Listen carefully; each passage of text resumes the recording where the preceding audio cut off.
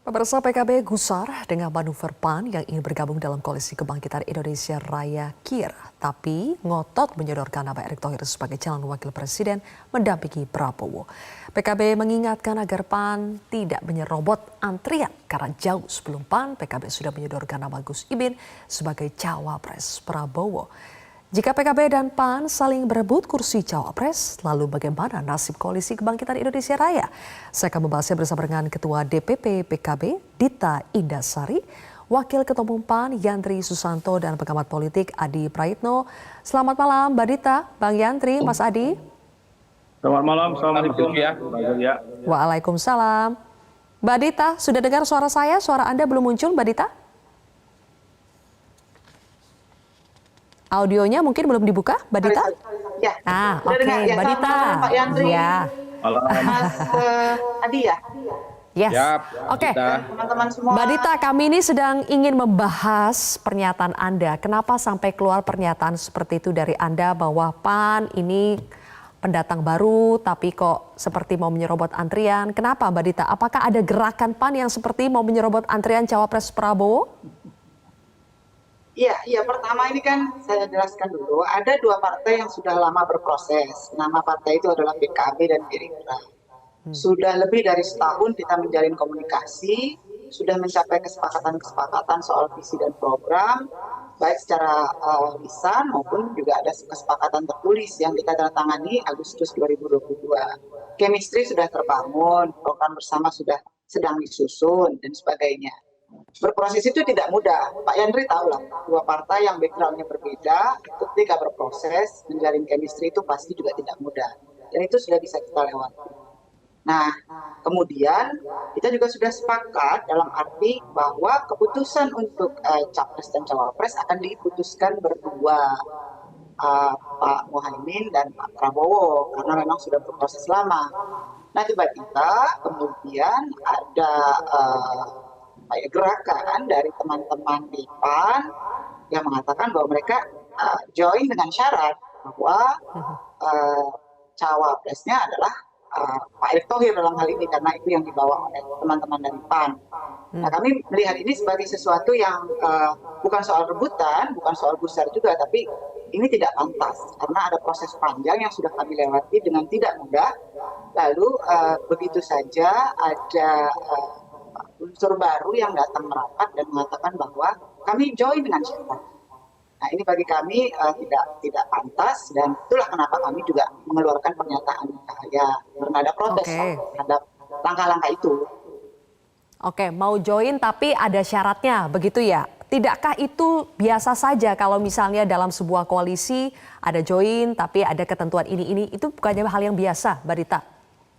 Biasa bagi yang sudah berproses lama.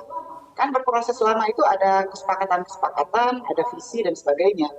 Kalau bagi yang baru bergabung, belum berproses, belum tahu susahnya, tiba-tiba mengajukan syarat. Nah, ini kan seperti orang yang naik busway itu loh, Mbak. Naik busway-nya belakangan, tapi lalu ingin duduk di depan. Nah, penumpang yang di depan kan merasa, loh, kamu kan naik belakangan, ayo kita sama-sama berproses dulu. Itu melewati juga tahapan-tahapan yang pembicaraan, pembangunan chemistry dan sebagainya, itu yang harus dilalui. Saya yakin Pak Yandri juga paham sebetulnya. Langsung tanya ya ke Bang Yandri ya. Yang harus dilalui sehingga benar tidak Bang Yandri dari PAN ini paham? Tadi ibarat naik bus, naiknya belakangan tapi mau duduk di depan, Bang Yandri. Sebenarnya gimana maunya PAN? Pertama gini Mbak Sucia, kita bagi kami Erick Thohir ini sudah lama ya. Tahun yang lalu melalui rakernas sudah kami putuskan di internal partai bahwa salah satu yang kami usung adalah Erick Thohir. Dan bukan sajanya ke Prabowo, tapi kan ke Ganjar kami sampaikan juga. Artinya Erick Thohir ini bukan hanya ke Prabowo tapi ke Ganjar. Dan itu biasa dalam proses dinamisasi Pilpres, biasa itu. Dan bahkan kalau kita ingat 3 tahun yang lalu ketika Pak Mahfud sudah siap-siap deklarasi, ternyata kan diganti Ma'ruf Amin. Artinya kami melihat proses dinamisasi Pilpres sampai sekarang ini masih wajar-wajar saja. Dan tidak bisa diibaratkan dengan penumpang busway, itu jauh dari pengumpamaan. Karena saya meyakini bahwa semua partai yang membangun koalisi itu pasti mengajukan syarat. termasuk PKB. Dan proses lama tidak lama itu kadang-kadang tidak menentukan dalam kata akhir menuju pendaftaran ke KPU. Dan yang paling menentukan itu adalah capresnya. Dan saya merespon itu ketika saudaraku Andri Rosadi menyatakan mengajak PAN, kan? Dan saya bilang oke, kalau ngajak PAN, ya kita ajukan syarat Erick Thohir sebagai cawapres, dan itu normal dalam alam demokrasi. Kemudian pada akhirnya sekarang kan 3 capres ini belum satu pun menentukan cawapresnya, termasuk Gerindra PKB yang kata Mbak Dita tadi sudah sangat lama. Sampai hari ini kan belum juga menentukan apakah Caimin atau yang lain. Nah, oleh karena itu saya kira inilah menu yang harus kita bahas dalam nanti duduk bareng antara misalkan PKB, Gerindra, mungkin termasuk partai yang lain. Saya kira bukan siapa yang harus cawapres atau tidak cawapres. Yang paling penting itu menang atau enggak nih pasangan. Karena kontestasi itu ujungnya adalah pemenang. Nah, oleh karena itu menurut saya juga baca perkembangan antara Gerindra dan PKB itu lebih cenderung sebenarnya Pak Prabowo nanti akan menentukan siapa cawapresnya. Nah, oleh karena itu saya sekali lagi merespon, dan kami sudah melakukan pertemuan resmi juga dengan Gerindra. Artinya tidak tiba-tiba menurut Mbak Dita, saya termasuk yang ikut terus pertemuan dengan Gerindra, termasuk ke rumah Pak Prabowo sekitar 3 bulan yang lalu. Kemudian waktu di DPP saya yang menerima Bang Dasko dan Pak Mujani. Kemudian pertemuan informal juga saya ikut. Artinya dinamisasi pilpres ini masih dalam kategori normal. Oleh karena itu kami masih menawarkan Erick Thohir ini ke Pak Ganjar dan Pak Prabowo. Kalian enggak, ya. Dan bahkan poros yang kami tawarkan juga itu adalah Airlangga Zulkifli Hasan. Jadi artinya sebelum SK itu keluar, dan saya pastikan SK PKB dan Gerindra itu belum ada sekarang, siapa yang diusung. Antara Prabowo dengan siapa itu belum ada. Jadi tidak ada hal yang tidak normal dan tidak ada yang tiba-tiba. Menurut saya ini sebuah proses demokrasi yang sangat normal. Gitu. Jadi kalau ada yang ngajak, terus kita juga sudah punya calon, kita tawarkan. Persoalan nanti diterima atau enggak kan nanti.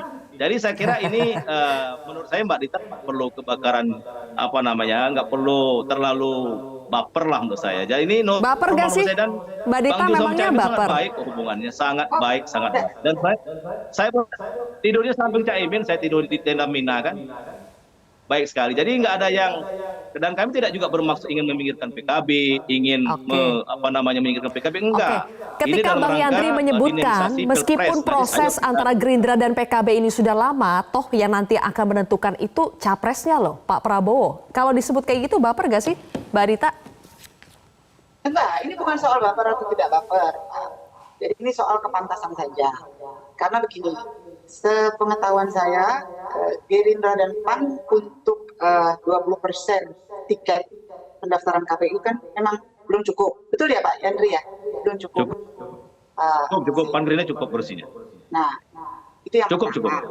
Kedua, ini soal kepantasan juga. Kepantasan juga untuk menghormati proses yang sudah dilakukan oleh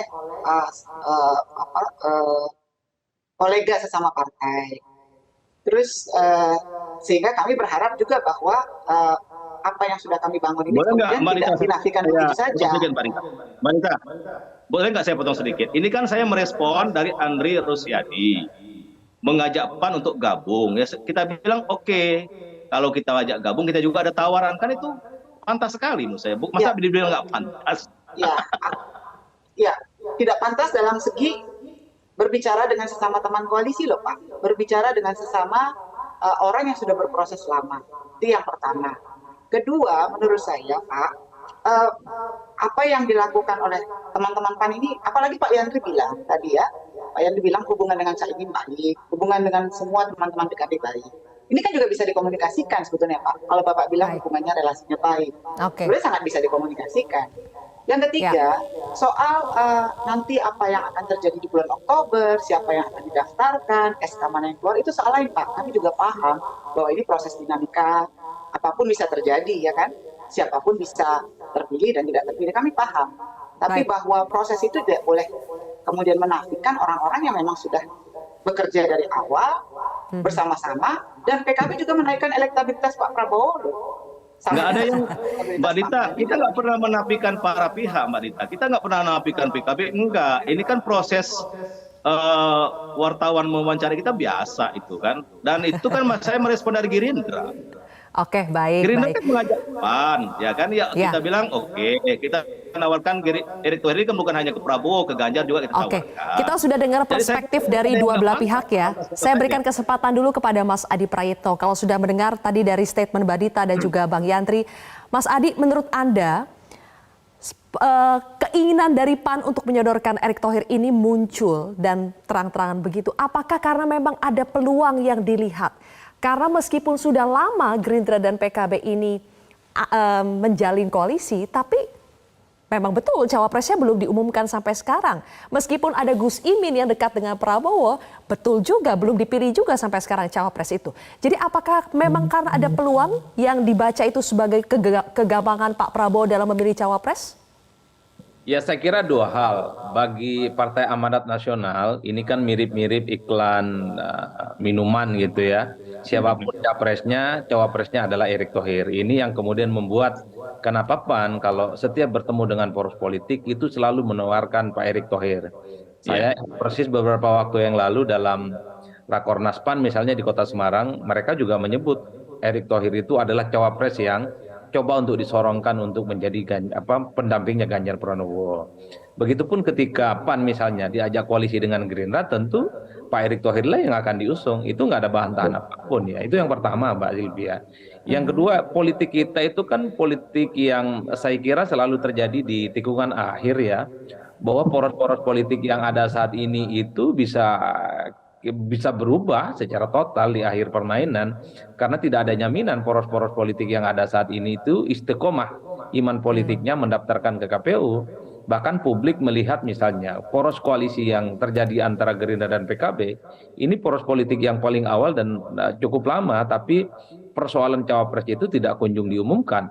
Betul bahwa bagi Gerindra tiket emasnya itu memang sudah digembok oleh PKB pada persoalan cawapres. Tapi kan publik melihat Gerindra itu ada kesan hanya mau sama PKB, tapi tidak terlampau mau dengan Caimin sebagai pendamping. Nah, ini mungkin peluang yang sedang dibaca betul oleh Partai Amanat Nasional. Ketika ditawari, ketika diajak, maka sangat mungkin nama Pak Erick disorongkan. Begitupun ketika Prabowo dan Gerindra ingin memperluas jaringan politiknya, mengajak Golkar, pasti di situ Golkar akan menawarkan Pak Erlangga Hartarto. Ini tentu pasti tidak membuat nyaman teman-teman PKB yang merasa sudah lama berkomunikasi dan sudah ada fakta integritas. Tapi sebagai bagian dari konsekuensi logis, ketika Gerindra ingin memperlebar dukungan politiknya, maka sepanjang itu juga posisi cawapres yang saat ini diincar betul oleh PKB, itu akan semakin banyak nama-nama orang penting di dalamnya. Akan ada nama-nama tokoh penting yang relatif juga akan dalam tanda kutip bisa mengurangi Pak Muhaimin Iskandar ya memiliki privilege sebagai pendamping Prabowo. Karena apapun judulnya misalnya kalau kita melihat survei-survei, Erick Thohir ini kan masuk cawapres yang selalu berada dalam barisan top 3 ya. Punya popularitas, punya elektabilitas, bahkan Pak Erick itu misalnya ditengarai sebagai sosok yang punya isi tas yang relatif agak cukup signifikan. Ini juga bisa menggoyang iman politik koalisi yang ada di Gerindra dan PKB ya. Ya saya ingin minta tanggapan nanti dari Mbak Dita dan juga Bang Yandri ya. Ya, ini menarik ketika Mas Adi Prayitno menyebutkan, boleh nanti saya berikan kesempatan ya, ketika ada anggapan bahwa Gerindra itu maunya dengan PKB, tapi bukan maunya dengan Gus Imin sebagai cawapres. Dan kalau kita lihat dari survei elektabilitas juga memang elektabilitas Erick Thohir itu jauh dibandingkan elektabilitas Gus Imin. Dan apakah itu akan menggoyang koalisi yang sudah ada saat ini? Kita akan bahas lebih jauh pemirsa, usai jeda.